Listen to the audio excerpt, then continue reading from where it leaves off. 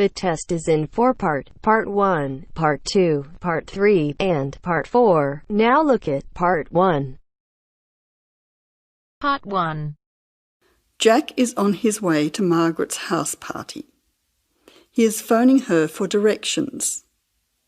First, you will have some time to look at questions 1 to 5.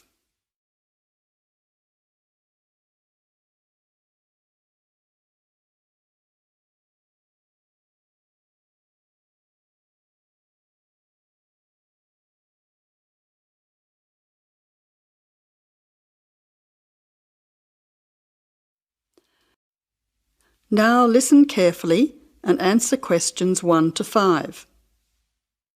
Jack has got lost on his way to Margaret's party. He is phoning her for directions.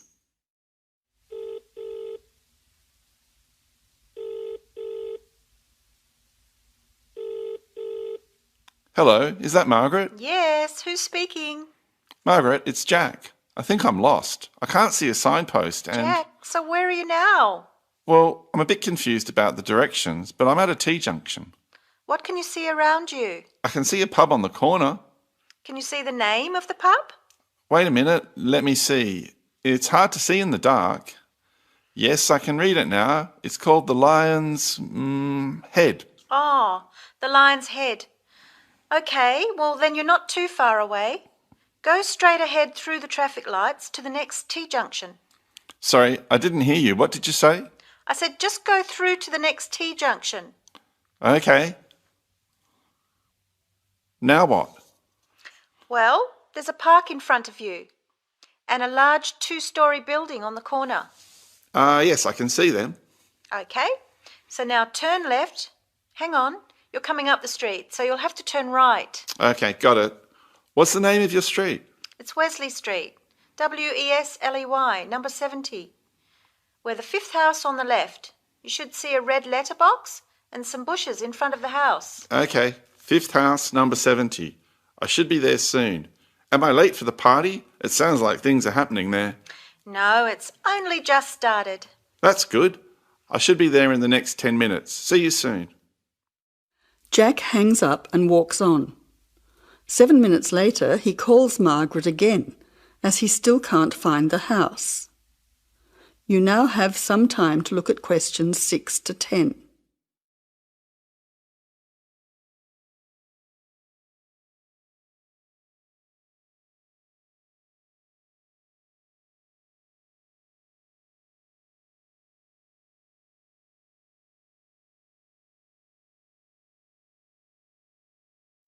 As you listen, answer questions 6 to 10.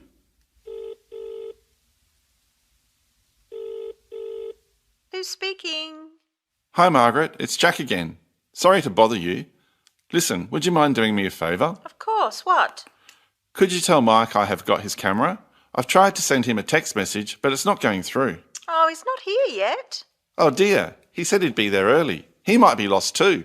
Okay, I'll call him. What's his number? 0482 56 3379. Oh, so that's 0485. No, 0482 56 3379. Okay, I'll call him right away. But where are you now? Well, I'm in your street, but I still can't find your house. I can't see the numbers very clearly, or a red letterbox. It's pretty dark. I thought you said it was easy to find. Oh, okay, wait there. I'll come outside and get you. All right then, and don't worry about calling Mike. I'll try to call him now. Hang on, there's someone coming down the street. It looks like Mike. Oh, and I can see the letterbox now. It was hidden behind a bush. See you soon.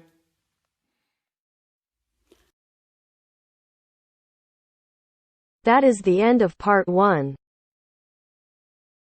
You now have half a minute to check your answers.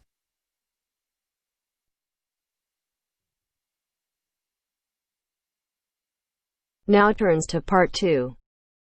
Part 2.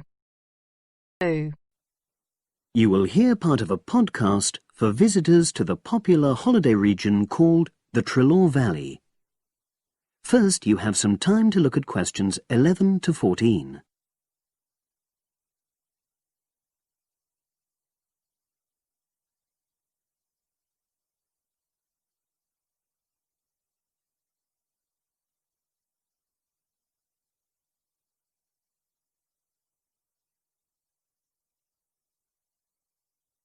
Now listen and answer questions 11 to 14.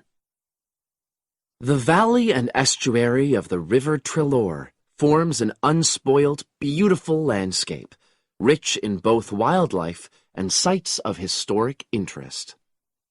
There are many ways to explore the area, and public transport links are good. It is possible to leave your car behind and travel by boat, train, or bus, with just short walks in between stops. The Trello Valley passenger ferry runs between villages along the river estuary and provides a link with a train station at Ferry, which is about 10 minutes' walk from the riverside village of Canton. In the past, the river was the main form of transport in the area, and as in the past, today's ferry service operates according to nature. The river estuary is tidal, and so the ferry timetable differs from day to day, according to the times and height of the tide. The ferry is also seasonal, normally running between April and September, depending on the weather. A timetable for the whole year can be downloaded from the internet by visiting www.trelloferry.co.uk. If you just want to sit and relax and enjoy the lovely scenery, you can take a river cruise to Canton and back from the nearby city of Plymouth. In the past, steamships brought early tourists along the same route. Queen Victoria and her family enjoyed such a trip in 1856. The journey is quicker these days. The round trip takes between 4 and 5 hours, depending on tides and weather. If you prefer, you can travel upriver by boat and return to Plymouth by train.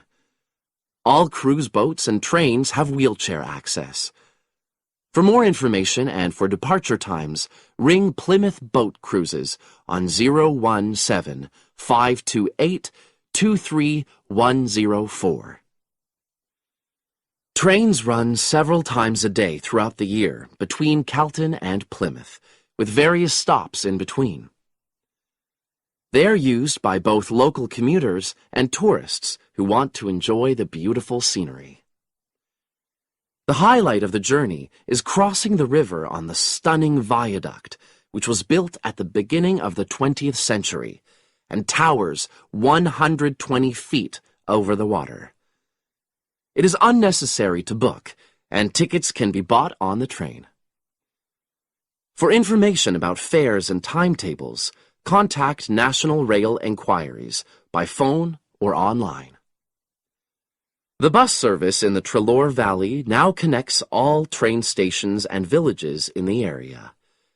Especially for holidaymakers, there's a Rover ticket which can be used at weekends and on national holidays and allows unlimited journeys on those days. The Rover ticket provides great value for money and is now even cheaper than it was last year. An adult ticket costs £5.50 a day. Senior citizens can travel for £4.50, and a family ticket for up to 5 people costs just £12. Tickets can be bought on the bus. Now you have some time to look at questions 15 to 20.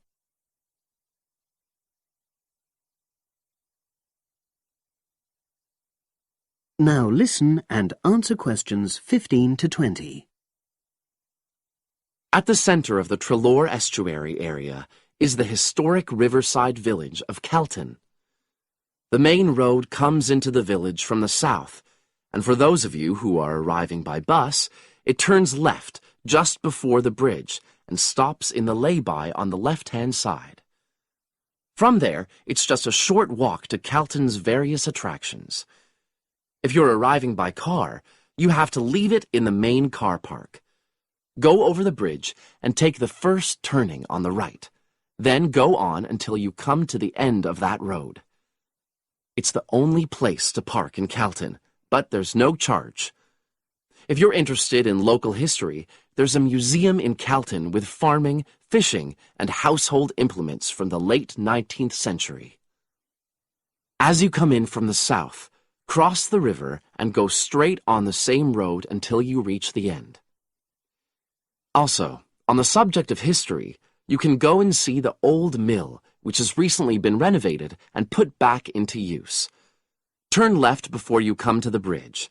Then go straight on and then take the first turning on the right. This leads straight there. If you're interested in arts and crafts, there's a potter's studio where you can watch the artist at work. After crossing the bridge, turn left and it's the second building on the left. Finally, when you feel in need of refreshments, there's a cafe opposite the old boathouse and a picnic area near the mill.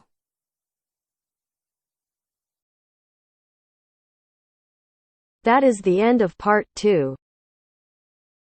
You now have half a minute to check your answers.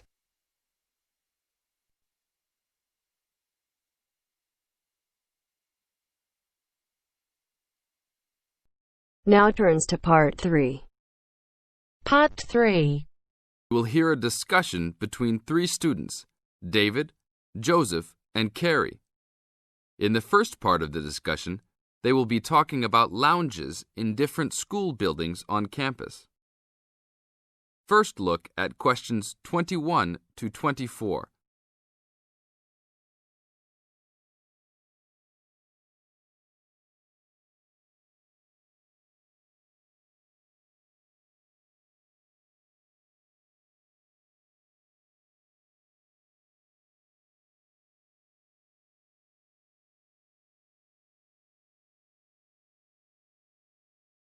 Now listen to the first part of the discussion and answer questions 21 to 24.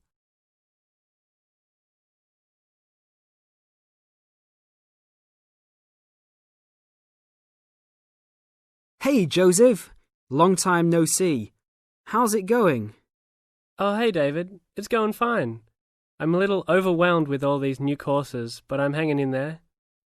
Have you met my girlfriend, Carrie? No. Hi, Carrie. Hi, David. Joseph told me about you.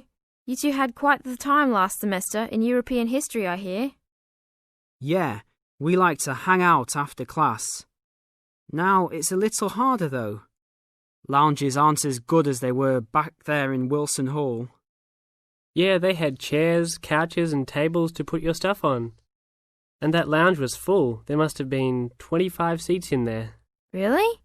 The lounge in Jones Hall, where I have my communications course, only has about 10 chairs. It's awful. We all just stand around or leave. I wish we could hang out more. Well, Agriculture Hall is next door. Their lounge is on the first floor, and it has couches. I think there are about 6 of them, and they're comfortable and hardly used at all. That's not a good idea. Thanks. But don't go to lounge at Skidmore Hall. I don't even know why they call it a lounge. It's just 4 chairs in the corner of the main walkway. In the second part of the discussion, David, Joseph, and Carrie continue talking about conducting a survey. Before you hear the rest of the talk, you have some time to look at questions 25 to 30.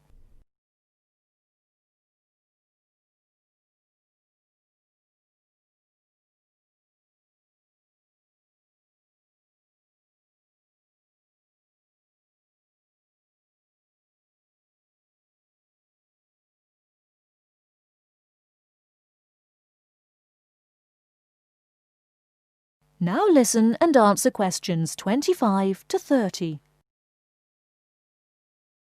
Guys, we should really do something about those lounges. I mean, couldn't we gather signatures and try to get the university to improve some of the facilities? Yeah, that's a great idea. But we can't just say something random like, oh, you need to make the buildings nicer. We should come up with some kind of ranking system and have students rank buildings, how beautiful they are, how nice they are, etc. Well, if we were ranking on a scale of 1 to 3, you all know that I would rank Skidmore Hall a 1. Like I just said, that place is awful. No facilities. The bathrooms are way down in the basement. You're right. But they do have a nice balcony on the 3rd floor. That might increase its value. But you shouldn't rank the architecture. You should rank how nice the building is for students to hang out in. Oh, okay, then I agree with you. So should we do this? I think it's a great idea. But let's try it ourselves on a couple buildings so that we can work out any bugs in it. I think Wilson Hall is the best. Sure, but we've already begun.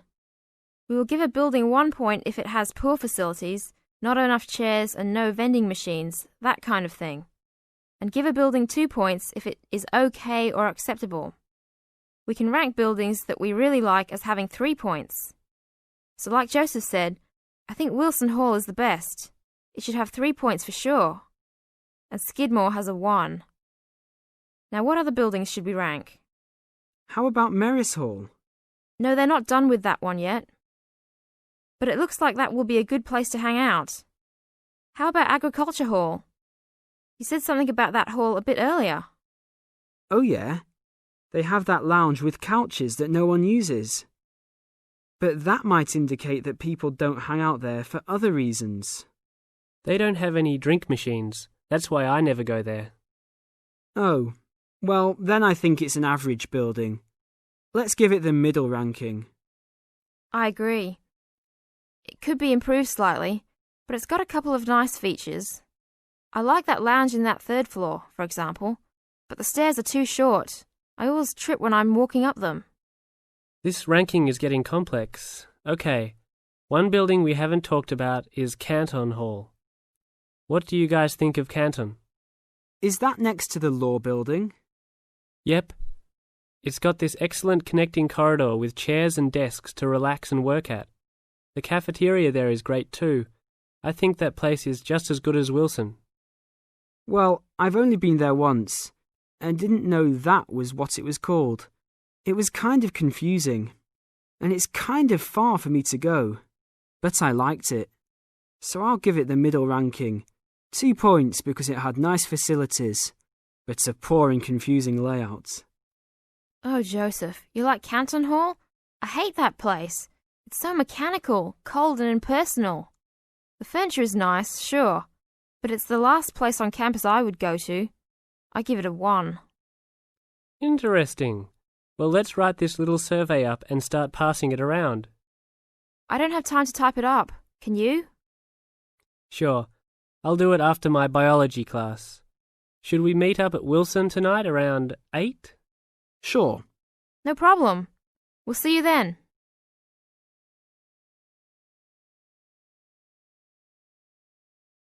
That is the end of part 3. You now have half a minute to check your answers.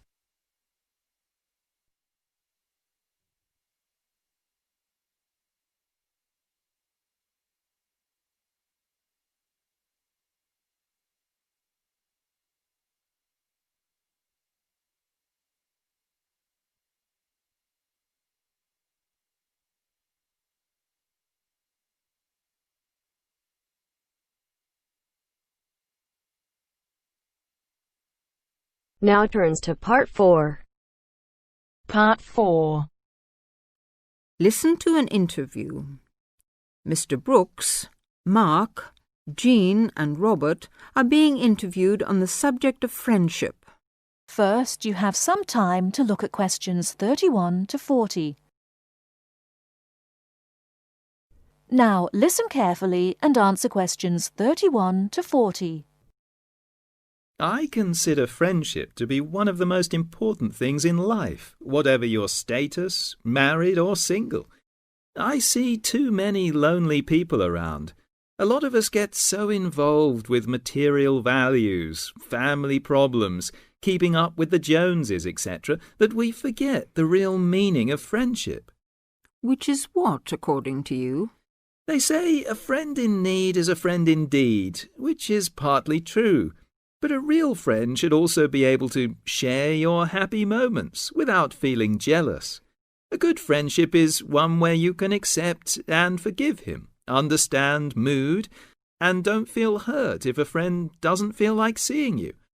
Of course, honesty is an essential part of any relationship. We should learn to accept our friends for what they are. As a married man, Do you find your friendship is only with other men? Of course not. Both my wife and I have men and women friends, thank goodness. Although family life is fulfilling, it isn't enough. Both my wife and I get tremendous satisfaction from our friends, married or single, male and female. And we both have our separate friends too. We'd get bored with each other if we had the same friends. You must have a full life. We certainly do. And as I say, our friendship gives us a lot of pleasure. After all, friends should not be people with whom you kill time. Real friendship, in my opinion, is a spiritually developing experience. I've never had a lot of friends. I've never regarded them as particularly important. Perhaps that's because I come from a big family, 2 brothers and 3 sisters, and lots of cousins. And that's what's really important in my family. If you really need help, you get it from your family, don't you? Well, at least that's what I've always found. What about you, Jean? To me, friendship, having friends, people I know I can really count on. To me, that's the most important thing in life. It's more important even than love. If you love someone, you can always fall out of love again, and that can lead to a lot of hurt feelings, bitterness and so on. But a good friend is a friend for life. And what exactly do you mean by a friend? Well, I've already said, someone you know you can count on. I suppose what I really mean is, let's see, how am I going to put this? It's someone who will help you if you need help, who will listen to you when you talk about your problems, someone you can trust. What do you mean by a friend, Robert? Who likes the same things that you do. Who you can argue with and not lose your temper, even if you don't always agree about things. I mean, someone who you don't have to talk to all the time, but can be silent with, perhaps. That's important, too. You can just sit together and not say very much sometimes. Just relax. I don't like people who talk all the time. Are you very good at keeping in touch with your friends if you don't see them regularly? No, not always. I've lived in lots of places, and, to be honest, once I move away, I often do drift out of touch with my friends. And I'm not a very good letter writer either. Never have been. But I know that if I saw those friends again, if I ever moved back to the same place, or for some other reasons we got back into close contact again, I'm sure the friendship would be just as strong as it was before. Several of my friends have moved away, got married, things like that. One of my friends has had a baby recently, and I'll admit, I don't see or hear from her as much as I used to. She lives in another neighbourhood, and when I phone her, she always seems busy. But that's an exception. I write a lot of letters to my friends, and get a lot of letters from them. I have a friend I went to school with, and 10 years ago she emigrated to Canada. But she still writes to me every month, and I write to her just as often. That is the end of part 4. You now have half a minute to check your answers.